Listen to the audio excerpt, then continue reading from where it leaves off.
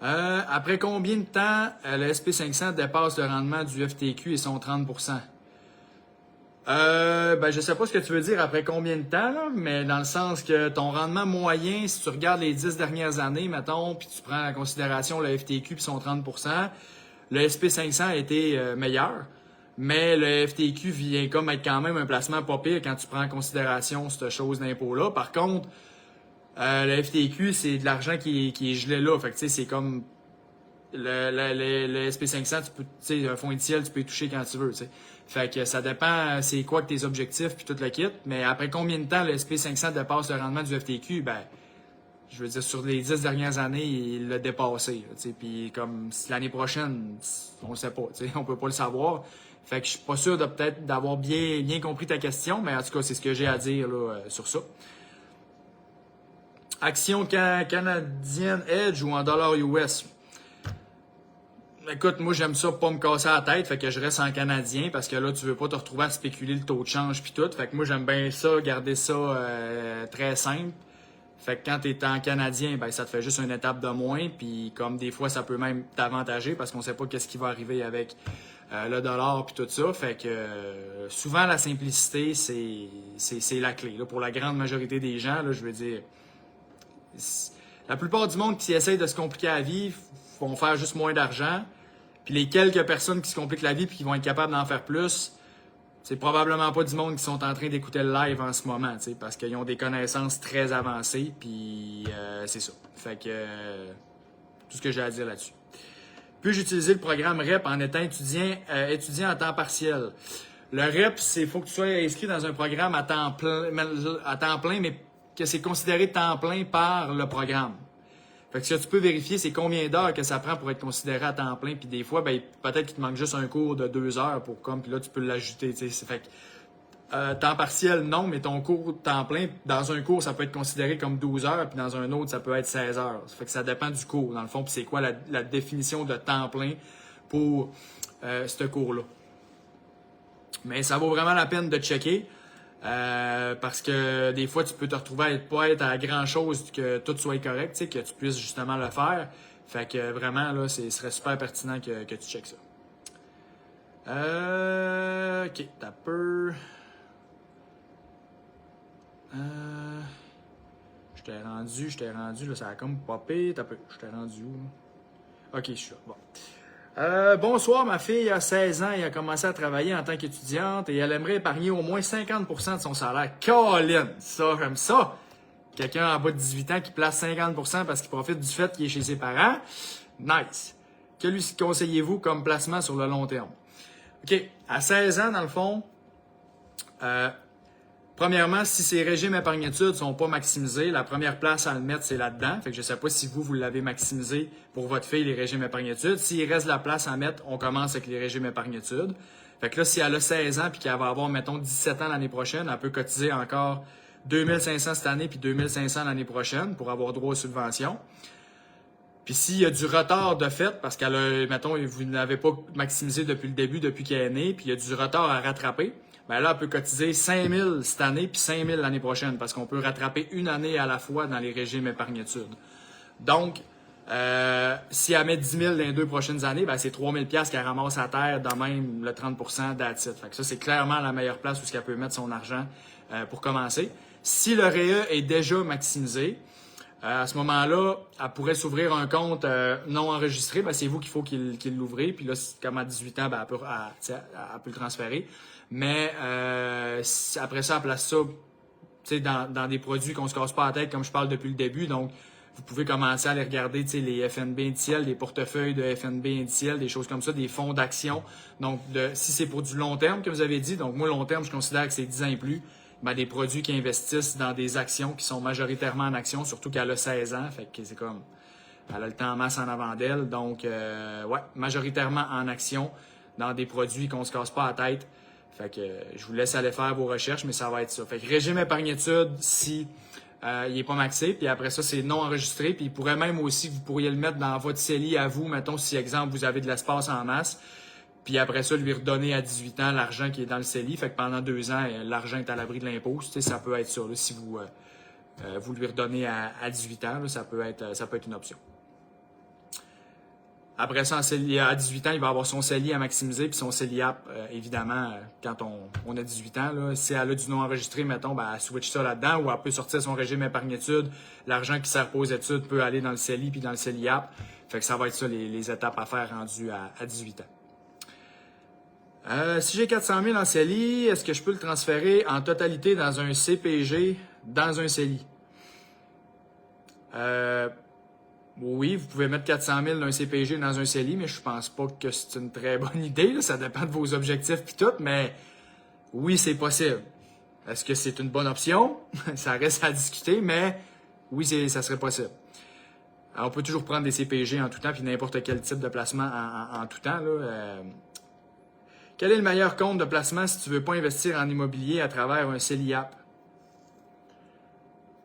T'as peu, là. Le meilleur compte de placement, parce que là, un CELIAP, c'est un compte de placement. Fait que là, c'est un véhicule de placement, en fait. Mais c'est un. Fait que là, ta question, tu veux peut-être dire c'est quoi le meilleur produit de placement si tu veux pas investir en immobilier pour mettre dans ton CELIAP. J'imagine que c'est ça ta question. Fait que si c'est ça, si tu investis pour du long terme, donc ton CELIAP que tu n'as pas l'intention d'acheter d'immobilier avec ça, ben dans 15 ans, tu vas pouvoir le transférer en arrière. Donc, quand tu investis pour 10 ans et plus, on en a parlé tantôt, portefeuille de FNB indiciel, que tout se rééquilibre tout seul, c'est tout le temps des bonnes avenues. Fait que, tu sais, FNB indiciel, fonds d'action, tout ça, c'est toutes des choses qui peuvent être super bons. Un professeur en live. Ouais, on va dire juste un gars qui essaye d'aider les gens en live. That's it. Je me qualifie pas de professeur ou quoi que ce soit. Est-ce que tu fais encore des rencontres personnalisées? Oui, je fais de la consultation privée pour les gens qui me le demandent. Donc, dans le fond, je publicise pas le service. Je me concentre beaucoup sur les formations puis sur toutes les autres affaires que je fais, mais de la consultation pour les gens qui me le demandent, c'est quelque chose qui est possible. J'ai vraiment beaucoup de demandes en ce moment. Je m'attendais pas à ça. Mais bref, c'est ça, j'ai beaucoup de demandes. Fait que oui, c'est possible. Tu as juste à m'écrire, puis on va s'appeler pour être sûr que je peux être la bonne personne pour toi, puis que le fit peut être bon. Puis si c'est le cas, je t'expliquerai comment que ça fonctionne. Mais oui, c'est possible d'avoir des rencontres personnalisées. Est-il possible d'acheter un immeuble à revenu avec un CELIAP et est-il obligatoire d'habiter dedans pendant un certain temps? Ouais, le CELIAP, c'est pour comme le REER, le RAP, dans le fond, il faut que tu achètes une propriété que tu vas habiter. Donc, tu peux acheter un immeuble à revenu, mais que tu habites dedans. Tu pourrais acheter un 4. L'important, c'est que tu habites dedans. Fait que tu peux pas acheter un immeuble strictement à revenu si c'est 100% locatif. Il faut que tu habites l'immeuble comme le RAP.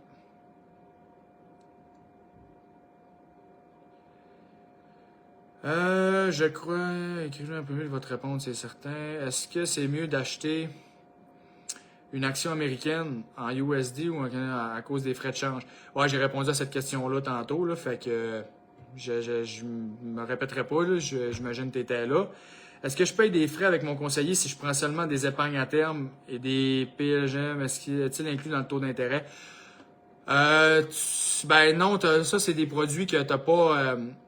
En fait, tu payes des frais, tu perds du rendement, dans le fond. Fait que oui, tu payes des frais, mais pas de la même façon. Fait que c'est pas un frais de gestion, mais c'est comme... Tu sais, j'ai un exemple que je donne dans la formation, puis c'est Fabien Major qui avait écrit un article sur ça. Puis tu sais, dans le fond, un CPG lié au marché, quand tu calculais tout après l'impôt puis tout le kit, la personne, au lieu d'avoir investi directement, mettons, d'un fonds commun qui chargerait 2%, puis qu'elle s'est mis dans des CPG liés au marché, c'est l'équivalent pendant 5 ans de comme si l'institution avait chargé 9,3% de frais à chaque année.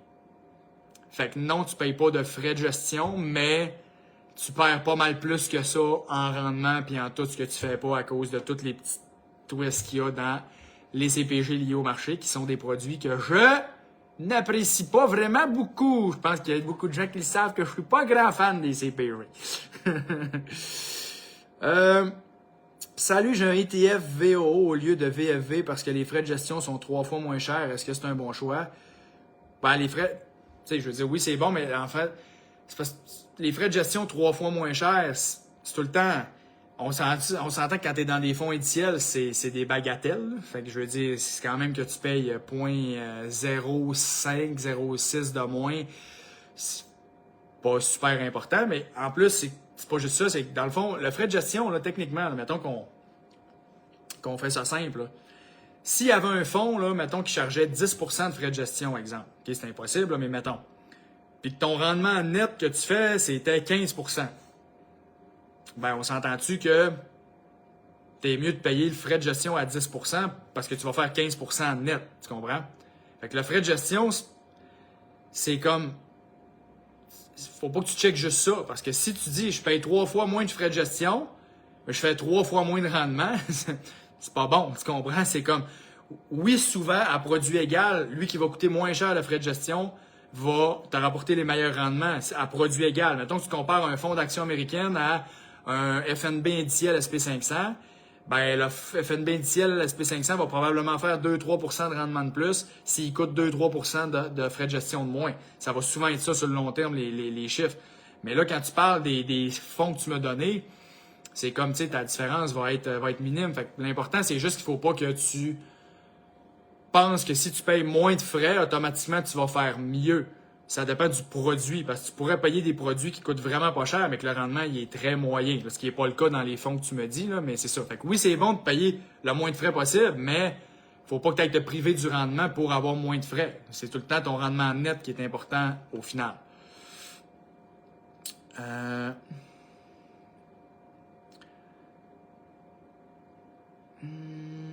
faut tenir compte des frais de conversion. VO est en USD, VFV est en CAD.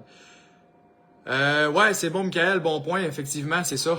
Ouais, puis quand tu calcules tous les frais, au final, tu vas être égal, là, effectivement, là, c'est ça. Fait que super bon point. Fait que c'est pour ça qu'il est un petit peu plus élevé, dans le fond, dans l'autre, là. Fait que c'était exactement à cause de ça.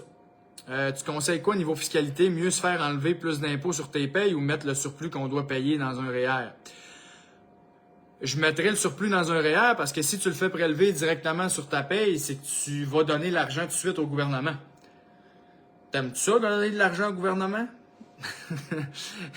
Ben, essaye d'y en donner le moins vite possible, OK? Fait que c'est comme, si t'as aucune structure, aucune tête, ses épaules, puis que ton argent, tu vas dépenser, oui, fais-toi prélever plus d'impôts, au moins tu vas avoir un retour à la fin de l'année.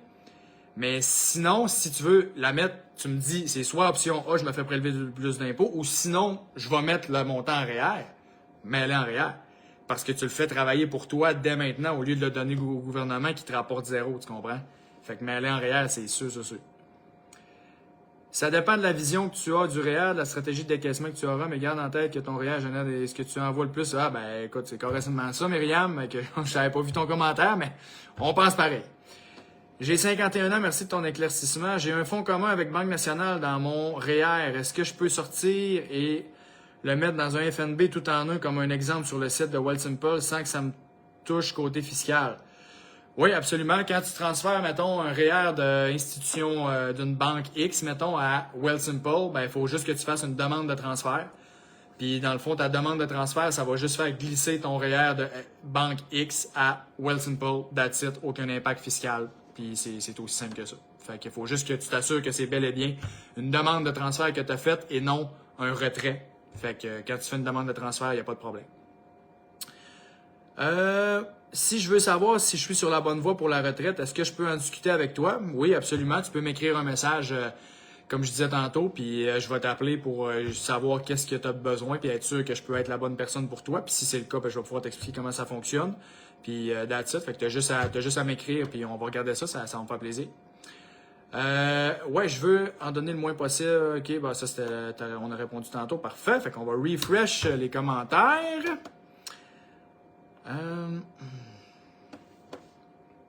Ça va bien, gang. Vous avez des bonnes questions, là. Ça roule, j'aime ça. C'est beau. Bon. Où c'est que je t'ai rendu?